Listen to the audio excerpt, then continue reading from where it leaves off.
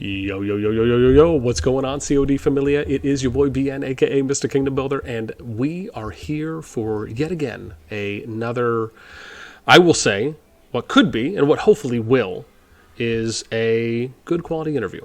We have our boy, the man, the myth, the legend, Mr. Nephisto, is back with us, along with a lovely co-partner in Strange. Nephisto, maybe to you to start, and then to Strange, welcome. Appreciate having you back on, and Strange, for a first time meeting you. Hey, what's up? Hey, By the way, thank you. it's not Strange, it's Mama Strange.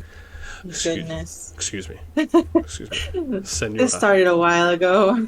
There we go. Senora Strange. That's what we'll go with. And she's a sexy hot mama, but she's like the mom of our crew, by the way, just to clarify that. So it's not in a disrespectful way. It's actually, we have a lot of respect for her, and she's basically the mother of the group. I'm still the youngest of the group. Gotcha. So just like a better looking Mrs. Doubtfire. Oh my god. Sexier Robin Williams. I see where you're going. I like This her is now. terrible. Slightly. This is terrible. Oh my goodness. So let's. Well, first and foremost, as always, right? I appreciate you guys coming on. I obviously a couple things I want to get to. First and foremost, of course, we are a little bit more familiar with Neph, Nephisto, not only in the community, but for us having an opportunity to do a one-on-one earlier. But Strange, obviously, you're a little bit newer, at least for me, for you and I. I believe this is the first time we've met. I don't know if we've had a text conversation or any chains before, but I would love to know, similar to when we were talking to SP during the live stream, you're a part of, again, whether it's Neph's group, I might just say that just by default, but what is it for yourself, right? If you can maybe let us know, how long have you known Neph? When did you get introduced to him? And what is kind of your role, or what would you say you bring when it comes to the group itself? Okay, that was a lot. Let's see. So I met Neph when I started playing Call of Dragons. I knew SP and Sammy from ROK. We were playing together in the same kingdom. I was SP's R5 during that time, and he was one of my warlords. And when the guys told me they were playing ROK, when they said they were playing Call of Dragon, and they said there's no way I'm playing that. I did not want to play this game. One game is enough. You see how much time this takes out of your day, so I did not want to play again. And they called me in to play for the first time during Behemoth. They needed help, and they had another account available to play with, and they said, okay, just come over. This is similar to this event that we have in ROK. And I was like, guys, I don't know what I'm doing here, so you're going to have to guide me because I have no idea. I'll help you out, but that's, just a way of helping. But anyway, and it was the necro. It wasn't, the easier bear, whatever. No, it was a freaking necro. It was pretty difficult. And like I said, I had just downloaded the game to play that. But it was interesting, and they started telling me like, hey, so you did really well, would you like to continue playing? And I got tempted. I think like a lot of people, they see the graphics, they see the mechanics of the game, and it's very different from what I'm used to, so it was fun. And also, I met Neph. All of us were on WhatsApp talking, and I had a blast. We were laughing so much about everything, and and that's kind of where the relationship started, to get to know everyone and how they were playing. It was fun. Honestly, I had a lot of fun, so I decided to stick around. Gotcha. It's interesting. It's interesting about the WhatsApp thing, because it's something I've been hearing a little bit more of. Typically, I always had just thought that WhatsApp was either more of at least if I'm talking about it from being in the U.S., it always seemed a little bit more foreign to me as far as others would utilize it more. I kind of assumed, maybe those that are more in, like if it's kind of a WeChat type of thing, right, where it's maybe certain countries or certain regions that would usually partake a little bit more in that. But I guess from what you're saying, if you are U.S. based, it seems as though that there is and again, I'm not too familiar with how that works, if there's communities or servers or some types of groups, as an example, that you can join, or if it's private invite to. But I guess do you find that is something that quite a few either COD players or Rock players would utilize, even if they might be from the States or more local? Oh, I'm from Argentina.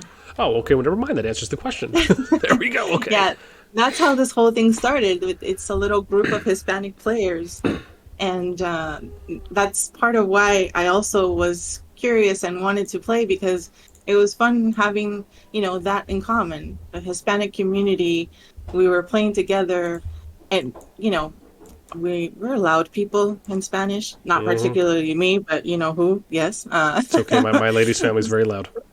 Exactly. So, being on WhatsApp and talking to each other and just trolling each other, it was just too much fun. I had the blast. Like, it was amazing. So, that's kind of why I also wanted to continue playing, because in ROK I don't have, well, there is now a little more Hispanic community, but not specifically for this type of game, not as involved as we are. So it was fun. And regarding the app, like, we use it a lot here, and I understand in a lot of countries, but when I did visit my family in LA, they didn't use it. They didn't even know of the app, and it slowly started getting a little more recognition. But yeah, it's just basically a one-on-one, and then you have to create like groups with, each person's phone number, so you can create a little group. That's kind of what we did, and that's why we have the crew that we call it. Just us. Slowly grow. More Hispanics. Sadly, I'm the only girl in the in the chat, so that's why they call me Mommy Strange. That is not true. We also have an honorary member. She is called Suhei, and she is Sammy's wife. And when she gets involved, Sammy gets off the computer. Oh, definitely. Yeah. She brings on our weapon, the chancla. That's what we call it. The chancla. The slipper. It's a very Coco. It's a very Coco grandmother-esque move. Boss, you can empathize with Sammy, right? When your wife says you're off, you're off. Oh yeah, man. No, I mean, hilariously enough, the lady still thinks she's still shocked that when I tell her that, oh yeah, I have this like small, decent audience, and for the past couple live streams we've done, we've been seeing some decent numbers, and I'll let her know. That's okay. You watch her for me, okay? And I'll tell her that I said, oh yeah, we had 40 people the first time that came to watch. It was great. Second stream we had 60. Third stream we had I think we peaked at 200, and the fourth one I think we're about hovering 70. But a nice kind of trend up. And then I tell her this, and I'm excited because I've never really streamed before, and so seeing those kind of early numbers to me is exciting. It's fun. It's great. Definitely. And I go over to the lady and I tell her all this, and then her immediate response is, "I'm sorry, people like to watch you." I'm just like, just shot through the heart, and it's too late, and it's essentially kind of one of those moments. So it's, but it's fun. Yeah, it's just kind of different worlds, right? If you don't really know anything, if you're not familiar with it, and kind of what goes absolutely. into it, I completely agree. It even happens to me and my friends. Like, none of my friends play any game, and ROK was my first game, so I'm getting involved in another game, and all of a sudden I'm, spending more time on my PC, and they're like, "What are you doing?" And I was like, "Well, I'm playing with my friends." And it's like, "Oh, so do you guys go out?" And I was like, "No, they're in other countries," So it's all about the world that you live in. And definitely, it's something that if you're not involved, you can't really understand it that well. Yeah, no, for sure. Now, Neph, I don't know if I've asked you before. What is your background? Because obviously she was saying that it's kind of a Latin Spanish group. Is that part of your background? Well, I'm from Puerto Rico, but okay. I've lived everywhere. I've lived in Mexico. I've lived in California, Miami. I studied in Boston. Lived in New York. Lived in Austin. So yeah, I'm a citizen of the world, or the U.S. Northern Hemisphere, I guess, Northwest. Okay, got you. And also because I wanted, sometimes I will ask, and for me, I'm always just generally curious. And again, if you don't have to answer if you don't want to, but and even if you want to answer broadly or vaguely, that's fine as well. But and again, you might have said this before, and maybe I just missed it. But and you can let me know if it is too forward. But what do you do? As far as like, is it finance, tech? And again, you don't have to go to details if you don't want to. If you want to keep it broad and vague. I do a little bit of everything. I started in insurance, and then I created some annuities, sold the company. Then I went into wealth management at Merrill Lynch. Then I went to Morgan Stanley, and then basically about 3 years ago, I dropped the whole big wealth management structure, created my own private equity fund, and I still do wealth management, but it's like a side business. It's got higher payout now because I'm not in one of these big franchises. But what I'm doing now is basically buying companies, fixing them, selling them. I do a lot of commercial real estate, and I also develop residential high-end. So, and I do also structure loans, just here and there, private credit. Just I do everything. There's something, we're building a movie studio now in Puerto Rico because there's good tax credits there, and it fits into the structure of the fund. So yeah, I'm pretty much very open to crazy ideas. No. I mean, it definitely sounds like you got your hands in a couple cookie jars there. It's interesting because what's the guy's name? The guy who does Medea. I feel so bad. I'm forgetting his name right now. What is it? Medea actor. I'm just gonna figure this one out. Tyler Perry, right? So he started, I think it's like the Green Something Studio down here in, because I'm based out of Georgia myself, and so he just opened up, and obviously this was a number of years ago, but he opened up his own basically like movie studio campus down here, and like they shot Hunger Games in parts here of Georgia and a couple other big titles as well, but. He did something like that down here. So very interesting to hear that is somewhat of a similarity. And when you talk about doing the, I guess, kind of private equity fund, it's funny. I don't know if you've ever seen the TV show Suits by chance, but one of my favorite shows of all time. And I remember Mike, there was in one of the, I think it was like the 4th or 5th season, right? He gets into doing like hedge fund management, right? And he goes into kind of more of the private sector, and he's basically working on, establishing deals, right, but just having essentially kind of more, I guess, more capital that he can work with at that point compared to what he was doing. But you can kind of still... The representations of hedge funds and series like Suits, Billionaires, it's a little bit overrated. That's more like private equity. Okay. But yeah, hedge funds usually hedge. They usually are long short. There's different types of hedge funds, but really, hedge funds, unless they're basically buying companies on an asset level, they're usually not. They don't behave like that. Okay. So that's a lot of. A lot of fluff. Yeah, I think it's just a cool name to put to a certain type of behavior in our industry. But most of these things that you see in TV is actually private equity at play. Hedge funds are usually more market, more stocks, and there's like a full spectrum of them. Got you. Well, no, definitely good to know. I will make sure to call them out in the comments for anywhere I can leave feedback on their show in the future, if I ever see that. Well, hey, look, I love that show though. Oh, it's phenomenal. So let's transition a bit.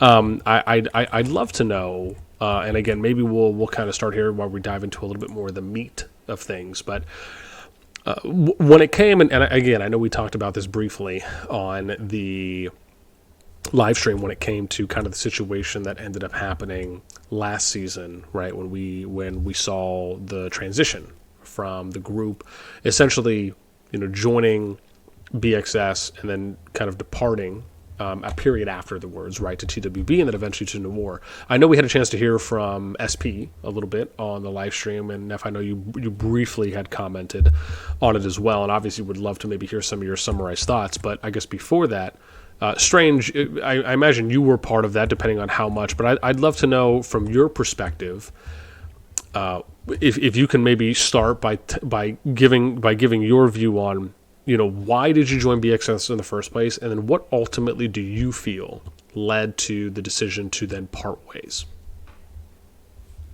Okay. So when we began the season, like, we joined BxS because of the problem we were having with, Jedi, I guess, at the time.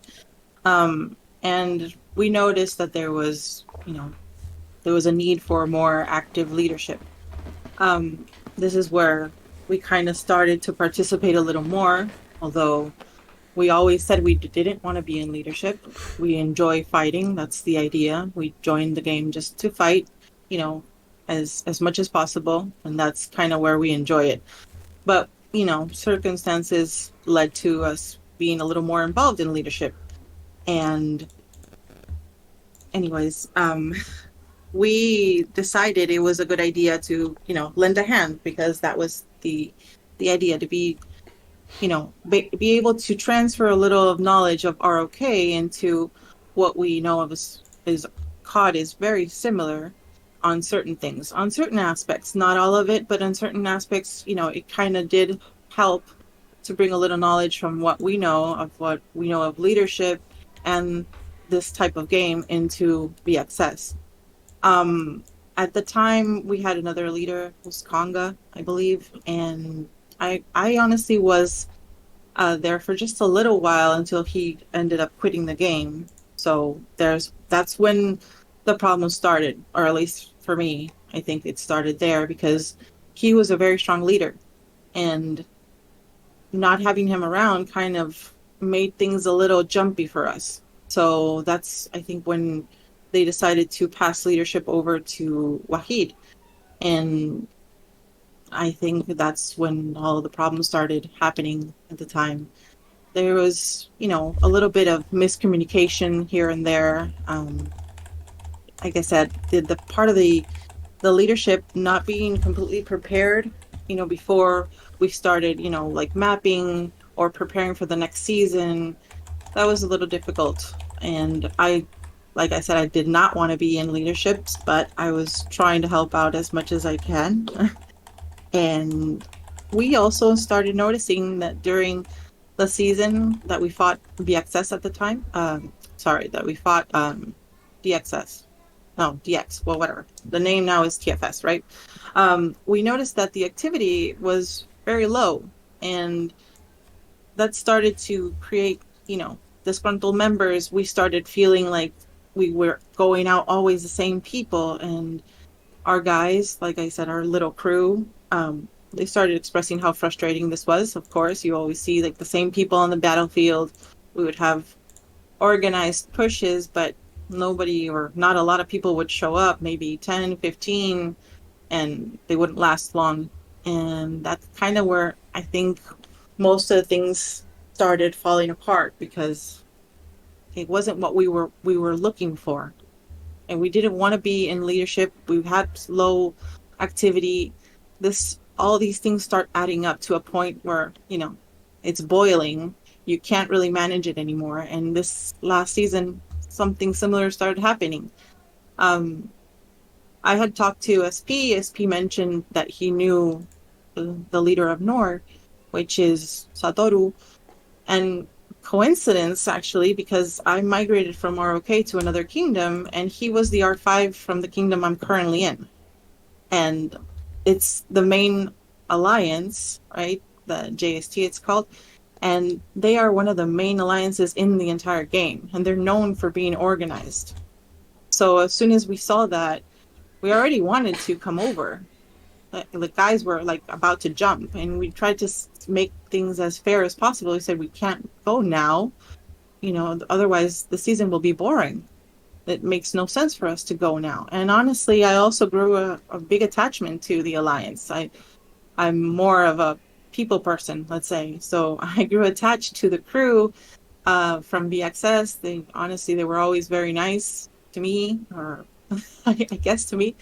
So it was a very difficult decision. It was not easy to leave, but they said, okay, let's move to TWB, and at least we're in the same, alliance, sort of like in the coalition, and we can fight together. And that made sense at the time, so that we didn't leave BxS completely. We would still fight the same enemy, which was Nor. And it came to a point where things just started falling apart even more because, again, the activity was bad, and uh, the last um, the last zone we were in, we were supposed to build, and we noticed our flags were building a lot slower, like a lot slower than Nord. And that's kind of where Neph even said, we lost. That's it, we lost. He did. And I was treating him, I told him, like, you're such a negative Nancy, But the difference was noticeable in activity and organization. And yeah, that's kind of where, arguments started happening, and then we all decided just to go ahead and move. The season was over for us. Like I told BxS, and I told our guys, I'm done fighting. That's it. If we move to Nor, I'm done fighting. I'm not going to be fighting them. Didn't want to fight my friends, but after a while, things started escalating. A lot of things were said, and I ended up getting upset. And I talked to ETL a lot, honestly, and we saw eye to eye. He was like, "Look, you're kind of in the middle of both, so." You can't find you can't find your friends, and your other friends need you. So he said, just go for it. It's fine. Let's fight. It's all good. And so we did. We ended up fighting. And the difference between the alliances, once I was in Nor, I could actually see, and it was a completely different style than what we were used to in BxS. It's more what I was used to in ROK. The level of organization, the activity of the R4s, even Alliance chat was active constantly, and it's still active. So that made a huge difference for us. And honestly, I really do enjoy the leadership that we have right now. Satoru's doing an amazing job. He's very organized, very polite. And the rest of the R4s are very active. They're always there if you have questions, if you need anything, So that's kind of where we're at now. Okay. Okay, awesome. Well, no, I appreciate the deep dive there in I would say, pretty good consolidated amount of time. So thanks for sharing, Strange. I appreciate. I tried to brief it up a lot. But No. I very much appreciate. Neph, I guess just to come to you lastly on that, anything you'd like to add or to double down on? Yeah. Strange is a politician, and she says all these stories in a very beautiful way. But going back to the situation with BxS, in our fight with Jason, we were completely disorganized. We had R4s in management that were literally drunk and high during the pre-fights. We were not ready. We were not structured. Towers were not getting placed. Behemoths were not getting captured. Resources were being piled. There was, after Kane Kong quit, basically the alliance went to hell. There was just no organization, right? And then after the season ended, Jason started demanding that I be kicked out, and they would get peace. I got into an argument with Wahid, and then I actually said what Strange said to me in a very public way, and that got me kicked out of BxS. But it ended up being true, right? Wahid was exposed. Wahid was basically taking information to Jason, and that was very sad because the R5 or R4 at that time, I don't remember what she was basically taking information to the other side. They knew when we were going to attack or when we were going to push, and our downtime. I don't know if you want to call it women's intuition or whatever you want to call it, but we started the season, and then I started noticing little things, and I was like, okay, what's happening here? And I confronted ATL about it, and he kind of denied it, and I was like, okay. And then, like, the next day, he comes to me and says, yeah, you were right. And I had asked him, like, what's going on with he and Jason? And they were dating. So you have the R5 of the enemy alliance dating RR5, and I'm like, what the heck is going on right now? No, I started no. noticing things that were just not matching, that were not adding up. How could they know all this information beforehand? As in, We like, the reaction time was faster than. Yeah, Okay. definitely, yeah. yeah, and And this then also seemed more prepared, like more than other zones where we, weren't. Well, BxS wasn't involved. Like they were in the other area at first, and they weren't as reactive as when they started to fight us. So a lot of things started not adding up for me, and that's why I kept telling them, like, guys, something is happening here. Something is happening. It can't be. It's not possible. And after a while, we ended up, getting the truth out. And yeah, that was happening behind closed doors. And yeah, after, she kicked Neph because he confronted her. Um, then they negotiated this peace treaty where we had to stop fighting in Zone 3. They deleted all the flags from Zone 3. She deleted all the flags in Zone 3.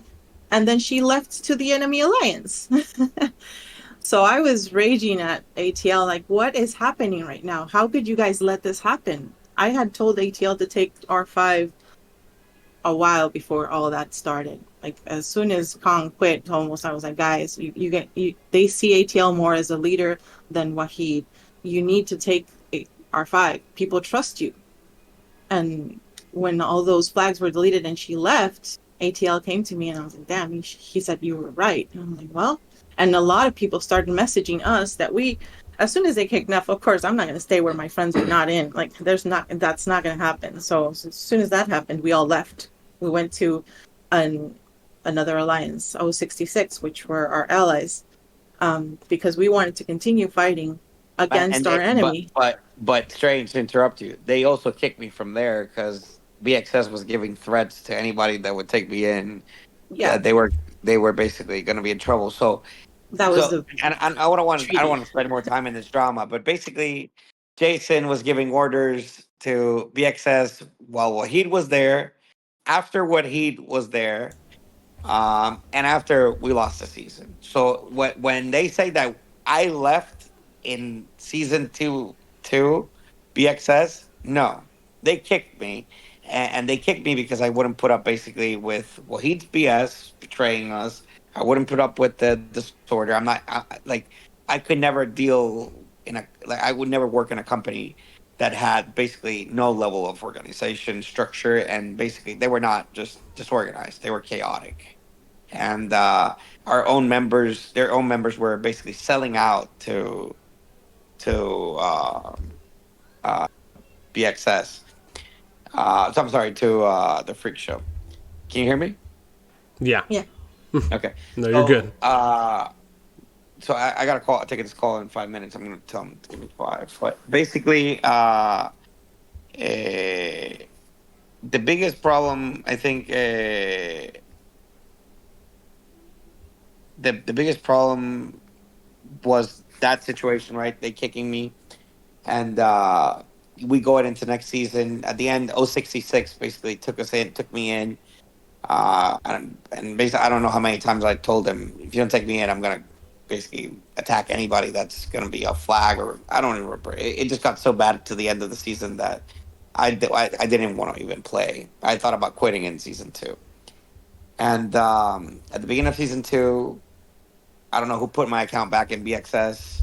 As soon as I logged in, logged in, kicked myself. I removed myself, and we went to TWB. And there was the chemo was, I think, more welcoming. There was more structure. But they didn't have the partners to win the war. And this is something that Strange and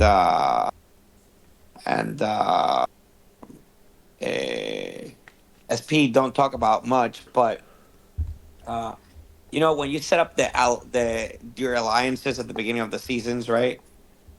this is something that BxS was very bad at, and you know, ATL says, oh, nobody wanted to ally with Neph, and everybody wanted to fight Neph. Well, the first person that told us that they didn't want to fight BxS was Jason, right? That the idea was to fight I don't know who versus who, and that ATL got very pompous and basically wanted to fight uh, the Jedi and the DX. whatever their name was before coalition, right?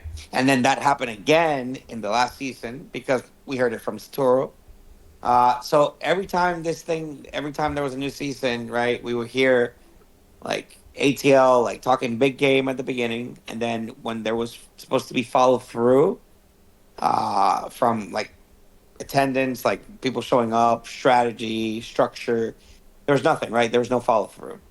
So that basically left us basically orphans every season. And as Strange said, it forced us to take on roles of leadership because people saw that void. They saw us active. They saw our power. So half the alliance looked up to us out of respect because, first of all, we were the fighters. We would not sleep, and we would be like basically keeping the motivation going. Like it wasn't just like logging on to fight. We were basically giving orders because there was nobody from management on at any given time. And going to last season, basically, it just got unbearable, right? I wanted to leave at the beginning. SP convinced me to stay. I regret that decision every day of the last season. I think everything that could have been done for BxS was done. We saved their first season. They would have been pushed out of the game. And if it wasn't because our crew changed sides, they would have lost, right? They had already lost season one. But and again, I don't want to sound like we're arrogant or we're like the recipe to success because this is a team game, right? And if something that you know very well, you're a kingdom builder, right? It's a matter of teamwork and not just the alliance you're in now with the new mechanics. Uh, you need a good alliance, and you need to balance at least or overpower your enemies in troop count or in power. Which brings me down to the current situation we're in, right? I think it's going to be a complicated fight. They have 120 T5s. We have, I think, like 80. We segmented the T5s by power, and I was doing a lot of math yesterday. Something I never do in games, but You're like only outside of them. I can give you a lot of Excels that Satoru. I put Satoru to work last night, right? Like if he was one of my analysts, and I told him, listen, this is how we need to view this fight, and this is how we need to prepare. And I think that this fight is going to be probably the most balanced out of the last two seasons. I mean, I think that this one is going to be quite interesting. And I think that it's going to be interesting also for me because I'm probably going to be the most broken thing running around. Yeah, I mean, since season one, right? But I think that the 360,000 troops count is going to definitely be huge for me because even though I have quote unquote unlimited troops, uh, most people say, "Oh, you're retarded for training so many troops." I promise you, this season I'm not going to look retarded, and you're going to see those 50 million to 75 million T5s. They're just going to be in trouble. I don't know if you saw the healing on policies got nerfed a little bit. Unfortunately, Uh, yeah. yeah, but again, those are good things for me.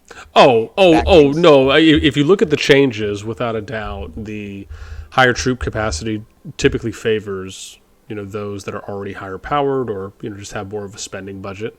Even if you But look at the policies as well, with them essentially nerfing free healing and going a little bit more focused on RSS, that typically favors spending as well. yeah, So I mean, again, when it comes to that, kind of looking at like more so the 1% within the game for some of the changes that were made, without a doubt, I think there's already an advantage there that goes to you, players like Jason, Southern, Northern Light, a lot of the people that have a lot of troops trained already, without a doubt.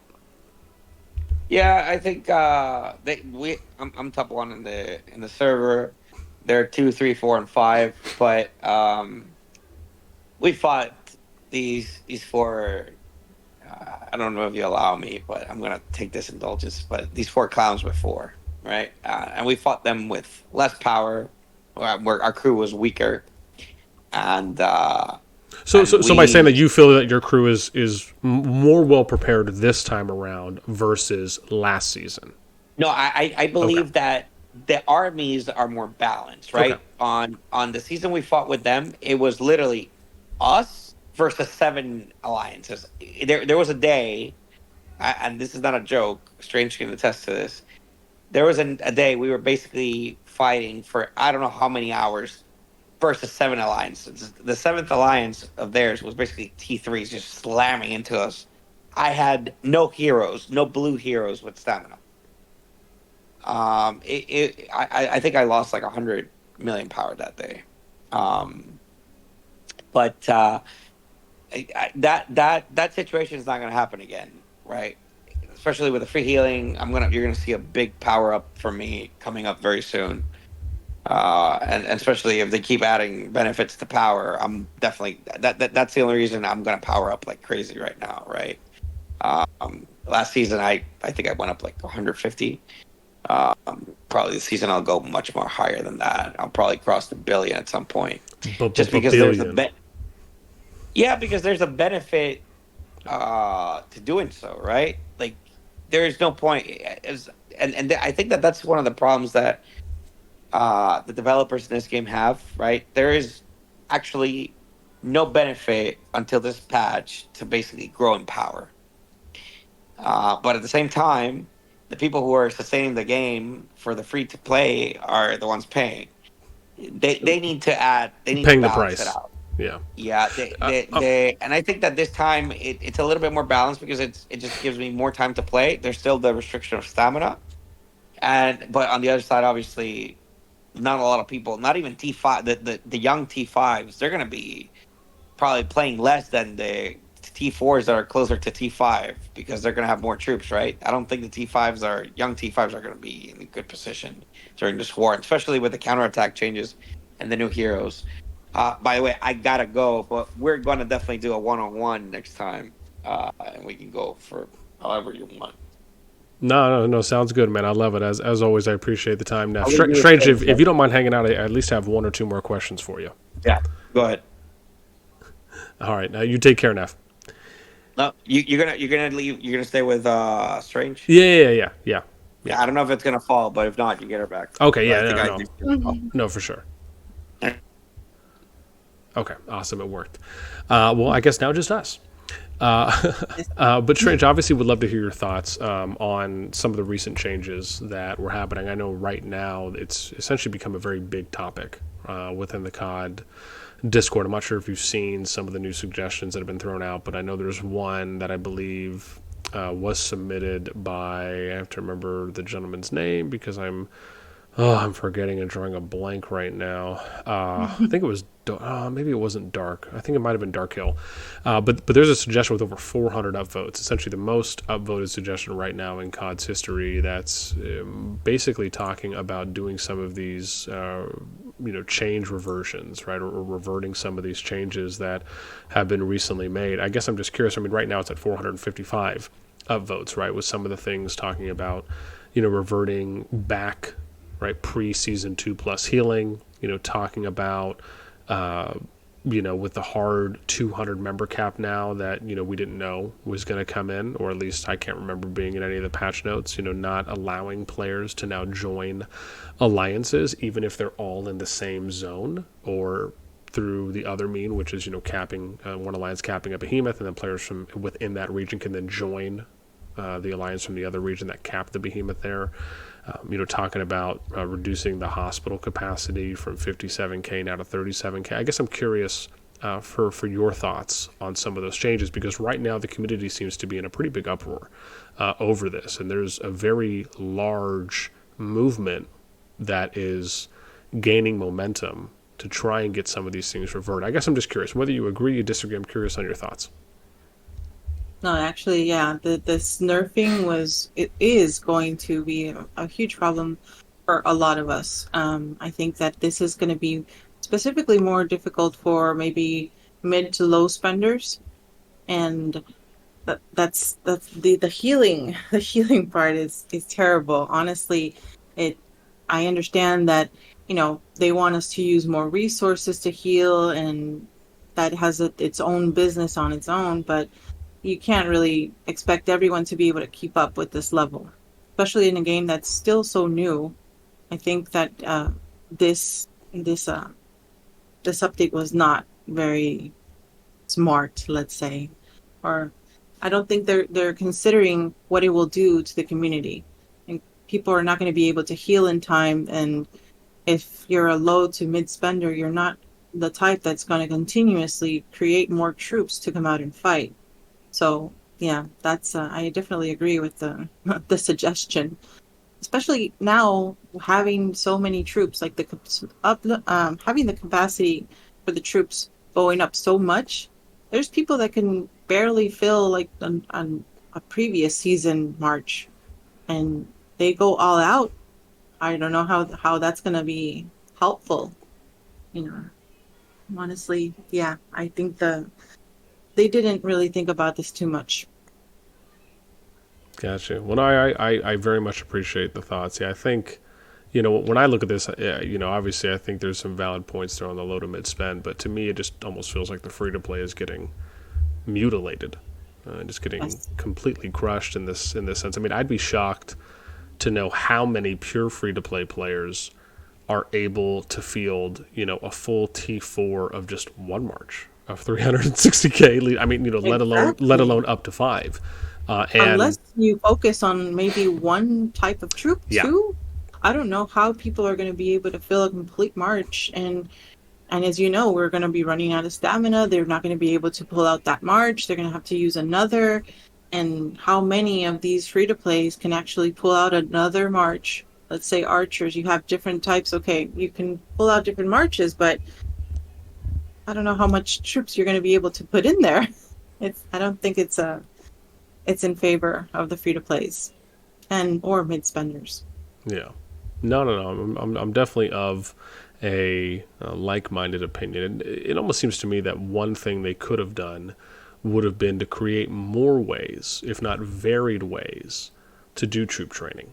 If you want to grind it out, like an example could be something like adding a mini game inside of your barracks or your troop buildings, or maybe you have to go and do tasks. Maybe you have to go craft armor, or maybe you have to go and feed the horse, or you have to go and do something in the forge, right? Something that's fun or interesting as a mini game, but it's something where you're basically putting time, right? You're investing your time to get more training, or maybe to reduce the speed of training, right? Something that would allow for you, as far as a kind of a compensation, something that balances the scales. Because if you're increasing the Legion capacity, but you're not creating other ways to equalize that out from being able to create more troops, again, as you said, right? If you're looking at that free to play to kind of low mid spend end, it just seems as though they're moving the goalpost, but Yeah. they're not, Yeah. but they're not doing anything on the field,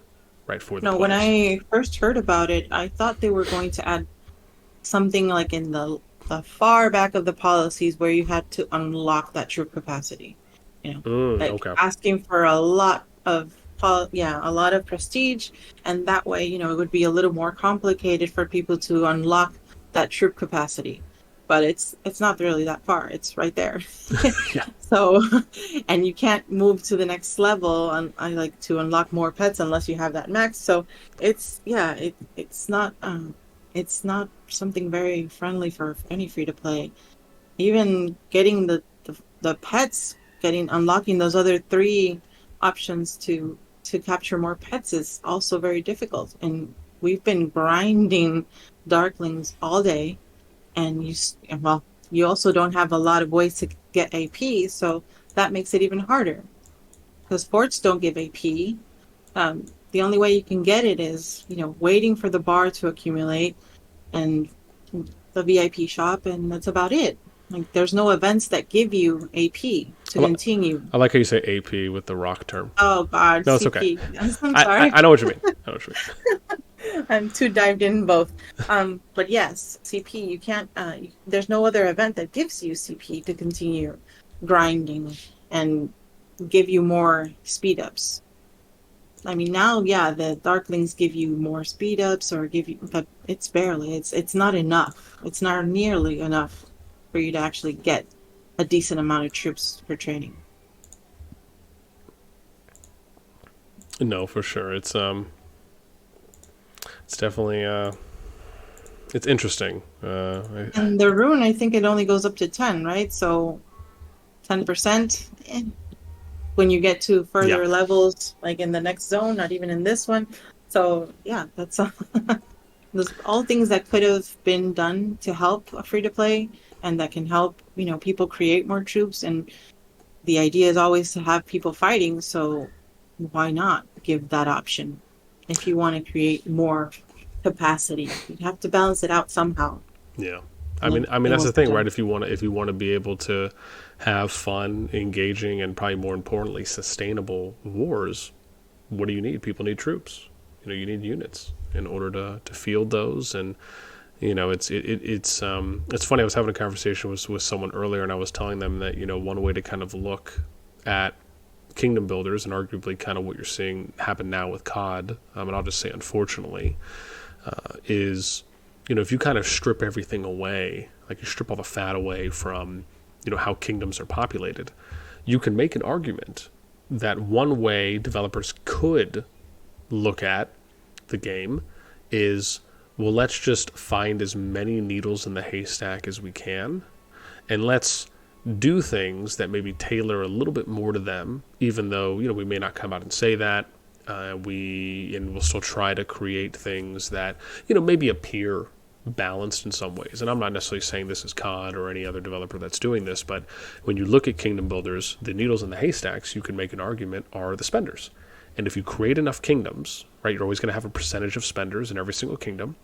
If you strip away everything else, you can say that one way of looking at it is that by always creating things for players to spend money on and kind of, again, continuously moving the goalpost, you could say that regardless if the free-to-play does anything or impacts at all, you're always going to have low, mid, high spenders, and you can just create things that ultimately cater to them, where you'll have those spenders that over time, right, what are they going to do? They'll probably migrate over to alliances with other spenders, and all these needles and all these haystacks, i.e. kingdoms, right, once you get to 500, 750, 1,000 kingdoms, and you have a percentage of spenders in each of these, you could say that one strategy or one tactic is them just basically moving, right, from their kingdom to other kingdoms, or joining other alliances that are more filled with spenders, and they just kind of gravitate towards one another, and you'll still get potentially engaging, sustained fights. It just won't be as many. But the other thing that I find is that, to me, this feels like it's incredibly detrimental. It's very negatively impacting, because one, if you're someone who looks at it like this, like if you think this is a thing that could happen, or is something that is happening, so to speak, not only is it incredibly damaging for the free-to-play, but it's one of the things that I often find where it's like, isn't the whole idea to make as much money as possible for any game you put out, right? Even though obviously you want to put out something that's a quality product. One of the business philosophies I have to imagine is, hey, let's try to make as much money as we can. But one of the ways you do that is by having the game be as healthy and as active as possible, i.e. you have as many players playing the game as possible, right? You have high engagement, high activity, you have low retention.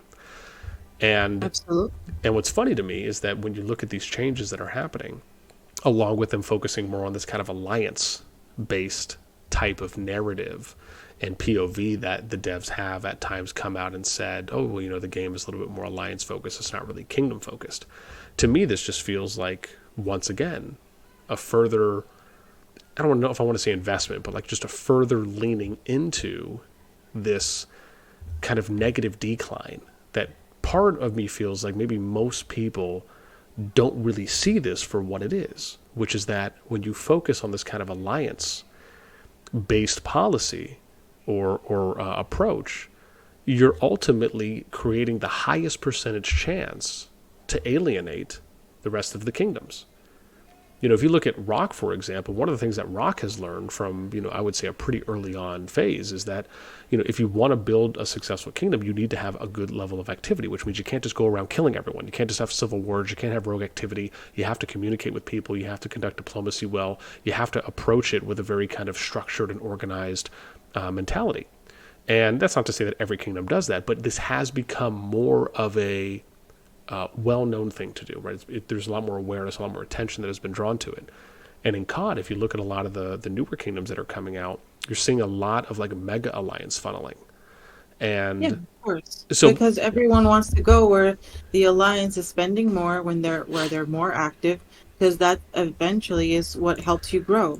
Even it's by doing forts all day, or if it's someone dropping gold chests, people are going to be going to those kingdoms. And the thing is, and when we're in, a fighting season, then you move to another season, and yeah, spenders are gonna notice that they keep spending a lot, and the retribution isn't the same if you're in a maybe less active alliance. So yeah, it's like you said, they do start to move to alliances where everyone is sort of spending the same, or they have the same level of activity as one expects, because that eventually is going to be helping you continue to grow, continue to push, well, the people that don't have T5 get to T5s and create the troops that you need. The rewards are not as much if you really think about it, so people are going to be chasing those type of rewards.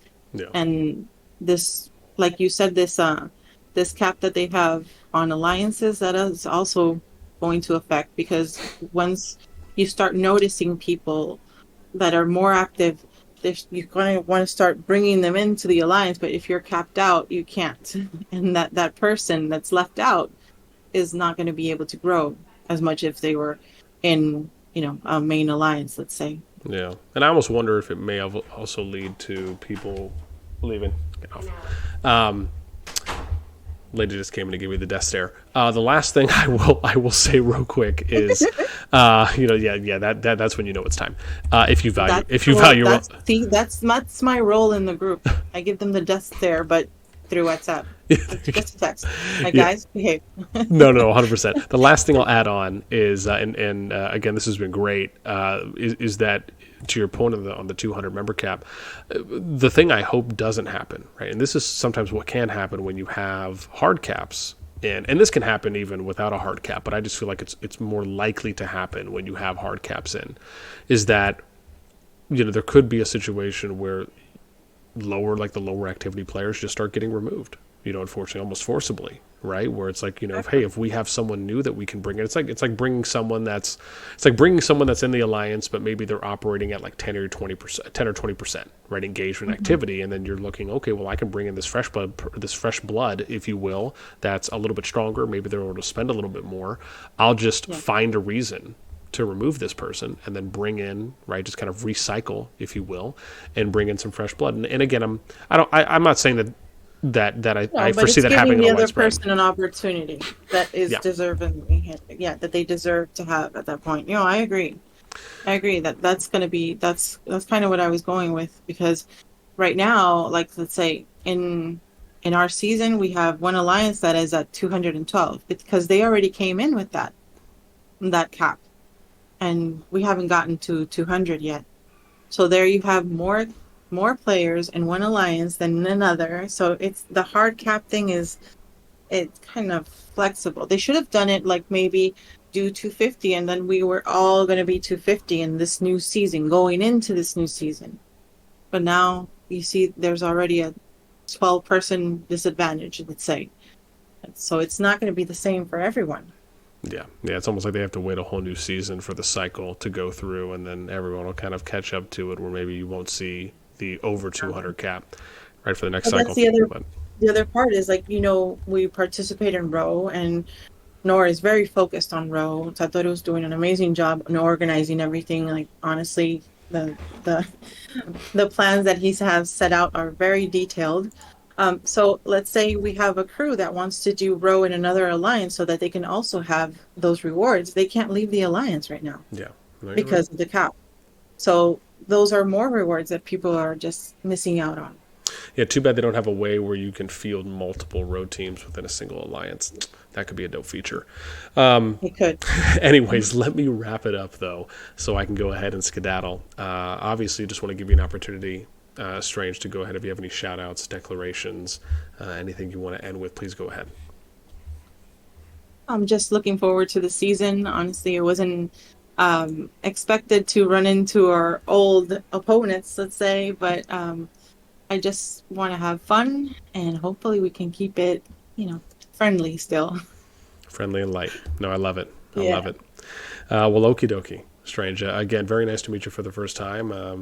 Again, I'm sure I'll catch up with Neph at a later time, but a pleasure. And hopefully, if we get a chance to chat again, I would imagine I'd very much enjoy it. So, again, thank you so much for the time. Thanks for being willing to come on, even though it feels like you might have been coerced, but hopefully in a loving way. And I was actually, because this is my first interview ever, and I told them last time I didn't want to.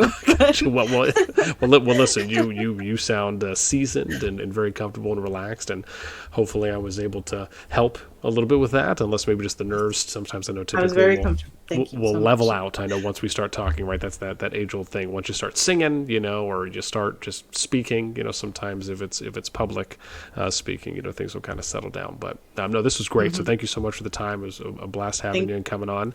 And I think that's going to do it for us. So with my outro as usual, right? As always, until next time, we will catch y'all later.